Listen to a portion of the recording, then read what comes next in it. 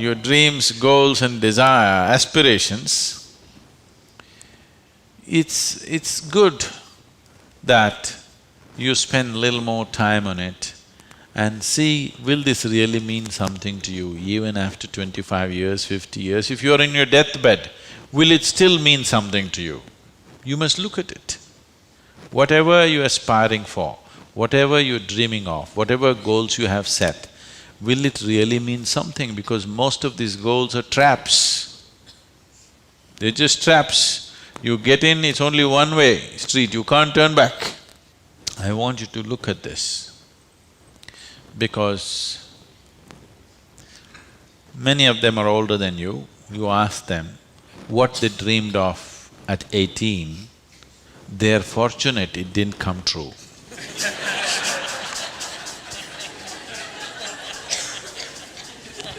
Yes or no? If everything that you desired and dreamed came true in your life, could you live with it? Fortunately, many of those things got filtered and never came true, isn't it? So, it will be very good if anybody of your age, if they want to decide and fix the goals of their life, it'll be very good if they take a break from all influence that's around them. Social influences, family influences, other influences, withdraw somewhere, that's why an ashram. Withdraw somewhere, sit down, meditate, bring yourself to a certain level of clarity and joy. When you're very happy and clear, you must decide. Not in desperation you set goals. Desperate goals that you set will mean a lot to you at that moment. Tomorrow morning you look, you don't know why you're tangled up with it. So, it'll be good. If you're fixing your life, it's best that you do it when you're very, very peaceful, happy and clear-headed, isn't it? Not influenced by anything around you, simply by yourself.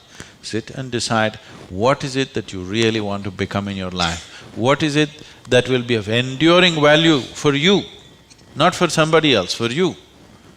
And you don't have to build a personality for that, you strive for that. The necessary persona will come. You must understand what a personality is. The word personality comes from the word persona. Persona means in Greek or in Latin, I'm sorry, is a mask. This is a mask that they used to use in old theaters. Now the same people will be playing many roles. Let's say Ramayana is happening. You have to play Rama's role also and Sita's role also and Lakshman's role also. For everything there's one mask. You hold this mask and speak like Rama, keep it down. Hold this mask and speak like Sita, keep it down. Hold this and speak like Hanuman and keep it down. This is how the plays were done. So it is those masks which were referred to as persona. So personality means you held a mask and mask got stuck to your face, you couldn't pull it out. That means you have a personality. Personality is something that people are trying to develop because they have no sense of being. Instead of the real thing, you're trying to concretize the fake thing. If you are in touch with your being, why do you want a personality? It's not necessary. You can be a different kind of personality in different places. You are actually already. Or are you stuck with one personality? Some people are. People who are simplistic in their head have only one personality. Others have different personalities in different areas of life, isn't it? If you had seen me before like 1999, that is before the consecration of Dhyanalinga, I was a completely different kind of person, okay? To such an extent, everything about me was so different. Well before that things happened that was beyond me, but this was conscious. At that time I was single-minded towards a certain purpose, I was in a certain way. So after… I never thought I will live beyond that. but somehow things happened. Then I thought, okay, now that the work is over, let me change my personality completely. To fulfill that, I had acquired a certain kind of personality. And now that it's over, I thought, let me change it. And I told people around me, see, I'm going to change my personality. Don't be shocked, I'm still the same guy. They said, no problem, this. I said, just hang on, because things will change. Everything about me will change, the way I operate will change, the way I speak will change, the way I dress will change, the way I do, everything will change.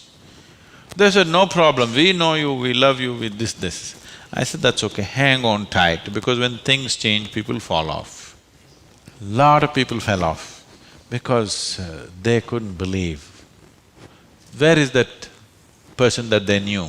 That person just evaporated, you know This is a new person, they can't identify with this new person. I told them and changed. In spite of that, they fell off. So many of them. So many of them who were very dear to me and very close to me, they fell away because I changed so dramatically. And I told them I'm going to change because one phase of work is over, now it's time to change my personality. The way I look, the way I dress, the way I speak, the very way I am, everything about me. I even changed what food I like. I changed my personality, so I thought I'll change my food also. So personality is something that you have taken on, but you have become so unconscious about it that you think it's for real. You're asking how to develop, that means you're making it up, right? Another word for developing is making up, isn't it? You're making it up. Make it up whichever way is suitable for your kind of activity, but you must be able to keep it down. If it gets stuck to your face, then it becomes misery.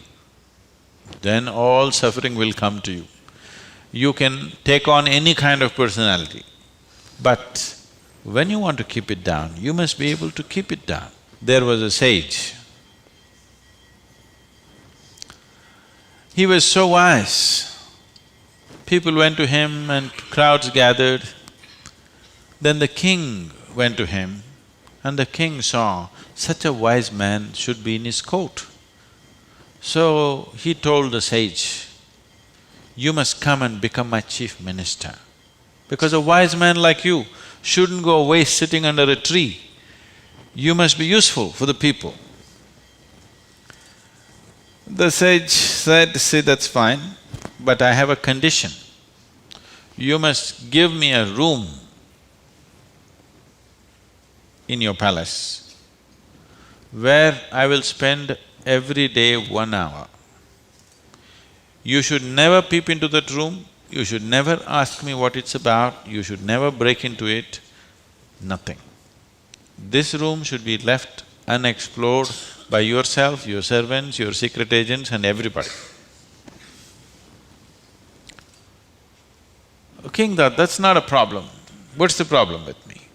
You want your room, why do I want to look into your room? Take it. Then whenever any important meeting is to come, this man who's sage, now who's become a minister, so he's wearing appropriate clothes for the palace, but he goes in to this room and locks himself for 1 hour and comes out. A few months and years passed, but then after that, king's curiosity, it even got us to Mars. He wants to know what the hell is he doing inside. So rumor started all around, oh, he's doing something, he's got somebody inside, maybe he's an enemy agent, he suddenly landed here, what is he doing there, what is he doing there? Everybody, the whole palace started buzzing around with what is he doing in this room. Everybody wants to see what's in the room, but it's always locked, he goes in, spends time there and comes out. Especially when something important is to be done, he goes in. All kinds of rumors happened. So, One day, king couldn't hold it. King asked this man, "I want to see what's in that room." He said, "Well, there's a promise you've given me. If you break the promise, I will leave." So he contained it. He doesn't want to lose the man. He's too wise. And then his other courtiers started talking, "How can you allow this? We don't know what's happening inside. It could be dangerous, it could be this, it could be that." One day when he was not there, they broke open the door and went inside. They looked around, the room is empty, no furniture, no nothing, just empty room. They looked, nothing. Then what does he do here? Then in one corner they saw very, worn out clothing hanging there and a begging bowl. They went. They couldn't make out what this is. Then he came in. He said, "Well, you wanted to see, you have seen." The king asked, "What do you do here?" He said, "Whenever I want to make any important decision, I come here, wear my worn-out clothes and sit with a begging bowl, clearly, that I don't want to be caught up with all the things of the palace. I want my wisdom not to be lost in these clothes and in this jewelry and in this stuff. So I come here, wear those clothes, sit with my begging bowl, make the decisions and then come out. Now you've broken the promise," and he left. So, this is what meditation is for you. Every day when you sit, you strip yourself down. You don't have to do anything about it. If you sit there simply, see, anything that's made up needs constant support from you, isn't it? See, suppose you tell a lie. It needs constant support to keep it up, isn't it? But if something is true, you can even forget it, but it's still there, isn't it? You understand what I'm saying? If something is true, even if you forget it, it's still there, no problem. But if it's a lie, you have to keep it up. Your personality is a lie. Your being, your existence is the truth. You don't have to keep this up. This will be anywhere there. What you make up for the sake of the society, to function in the society, you need a certain kind of makeup. You must be able to keep it down. If you're going to bed fully made up, then something wrong with you.